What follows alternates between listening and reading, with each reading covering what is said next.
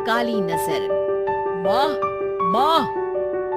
अरे क्या माँ माँ कर रहा है? बकरी का बच्चा है क्या? अरे माँ, मजाक छोड़ो। मुझे फाइनली वो मेन चौराहे वाली दुकान मिल गई है।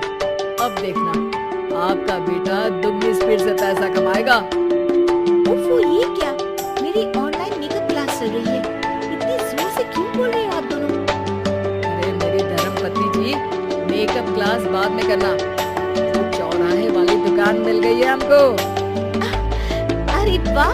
रुको, मैं अपनी माँ को फोन लगाकर बता देती हूँ। अरे मैं भी अपने रिश्तेदारों को बता देती हूँ। कितनी खुशी की बात है।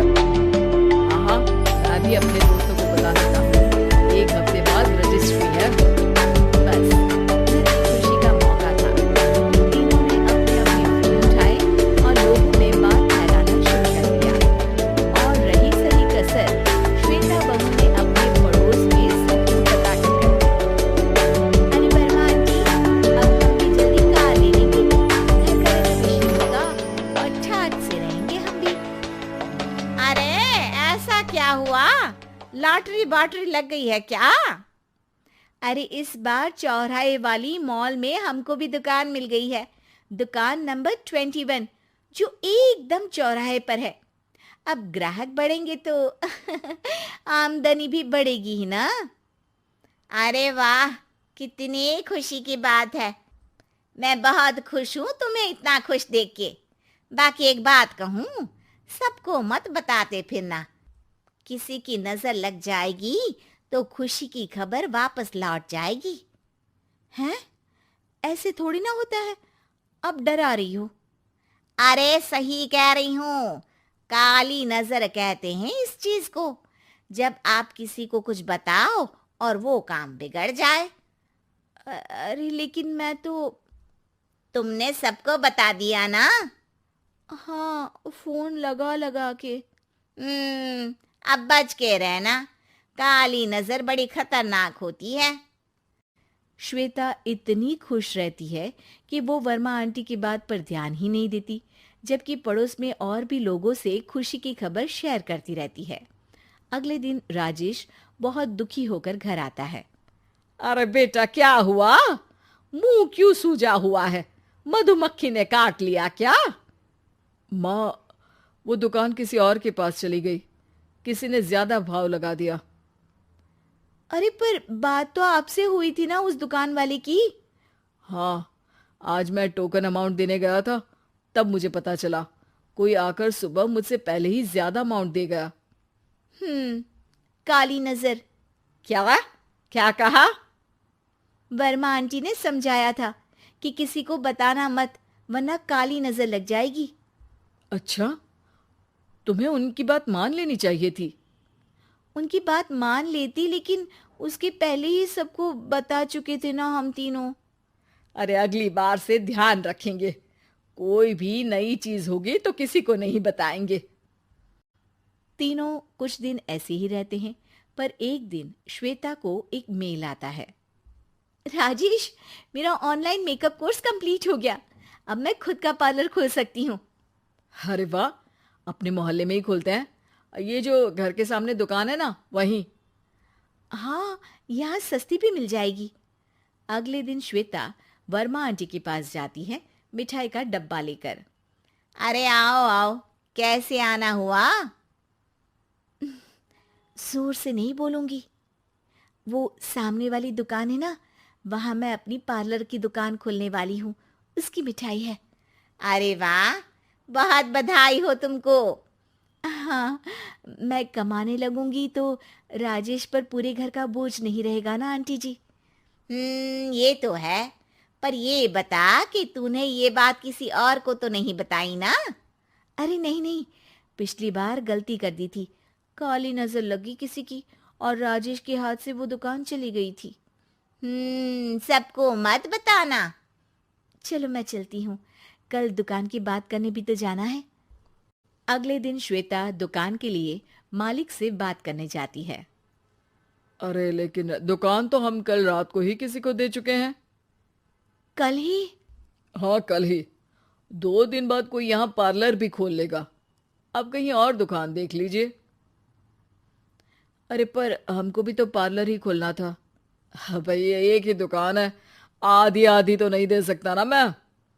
राजेश और श्वेता घर पर हताश होकर आ जाते हैं। इस बार तो किसी को बताया भी नहीं था, अब किसकी काली नजर लग सकती है। सुनो, तुमने माँ को बताया था क्या? अरे कैसी बात कर रही हो, माँ की नजर थोड़ी ना लगेगी। पक्का तुमने किसी को नहीं बताया था ना? सिर्फ वर्मा आंटी को बताया था, उन्होंने ही मुझे किसी को नहीं बताने को कहा। अरे यार, तुम भी सही हो, मेरी माँ को नहीं बताने को कह रही हो, पर वर्मा आंटी को बताना तुम्हें जरूरी लगा। अरे वर्मा आंटी ने ही तो काली नजर के बारे में बताया था ना, वो हमेशा हमारा भला ही तो चाहती है। मेरी माँ भी हमारा भला ही चाहती है। अरे पर चिल्ला क्यों रहे हो? बात नहीं कर सकते क्या आराम से? नहीं आता हो आराम से बात करना, और करना भी नहीं चाहता हूं मैं। दुकान जाने का दुख गुस्से में बदल गया था और राजेश और श्वेता में बात बंद हो गई थी। 2 दिन बाद मोहल्ले में पार्लर का इनॉग्रेशन हुआ, जिसमें मोहल्ले के सभी लोगों को बुलाया गया, पर श्वेता, राजेश और माँ नहीं जाते। माँ, अंदर आ जाओ, क्या देख रही हो? अरे नया पार्लर देख रही हूं अपने आंगन से। देखो, माँ को दूसरे का सुख देखने में कितना मजा आ रहा है, मेरा दुख नहीं दिख रहा इन्हें। यह मेरा पार्लर भी तो हो सकता था। अरे चुप रहो यार, हर बात में लड़ाई क्यों ढूंढ रही हो? राजेश और श्वेता फिर बहस करने लगते थे। तभी माँ ने दोनों को बाहर बुलाया। अरे जरा देखो तो, दुकान चलाने वाले का बोर्ड पर नाम क्या लिखा है? श्रुति वर्मा। गाड़ी निकाले बेटा, हमें कहीं जाना है। काली नजर का इलाज कराने? राजेश अपनी बाइक निकालता है। तीनों ट्रिपलिंग कर रहे हैं। माँ राजेश को उस मॉल वाली दुकान पर लेकर जाती है जहां राजेश अपनी दुकान खोलने वाला था। यही दुकान लेना चाहता था ना तू? हाँ, पर इनको भी दुखी करने लेकर आई हो क्या यहाँ पर दुकान दिखाकर? वहां काफी नहीं था? अरे श्वेता, थोड़ा सब्र रख, अभी पता चलेगा कि हम यहाँ क्यों आए हैं। बता, इस दुकान चलाने वाले का नाम क्या है? अनुपम वर्मा।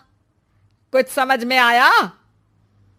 वो दुकान वाली श्रुति वर्मा, ये दुकान वाला अनुपम वर्मा, और हमारे पड़ोस में हमने उस दुकानों के बारे में बताया किसको था?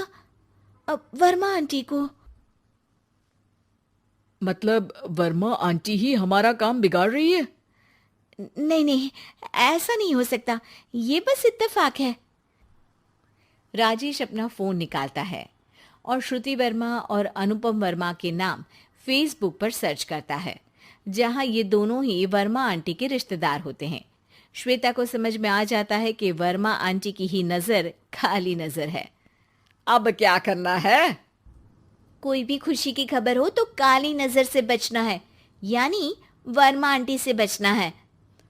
अरे पर मुझे ये समझ में नहीं आया कि वो हमारे साथ ऐसा क्यों करेंगी। अरे बेटा, एक सीख है, दूर के आदमी को आपकी तरक्की से कम परेशानी होगी, पड़ोसी को ज्यादा। दोनों माँ की बात में हामी भरते हैं और अगला काम चुपचाप करने की कसम खाते हैं, ताकि आगे से वर्मा आंटी कोई काम ना बिगाड़ सके।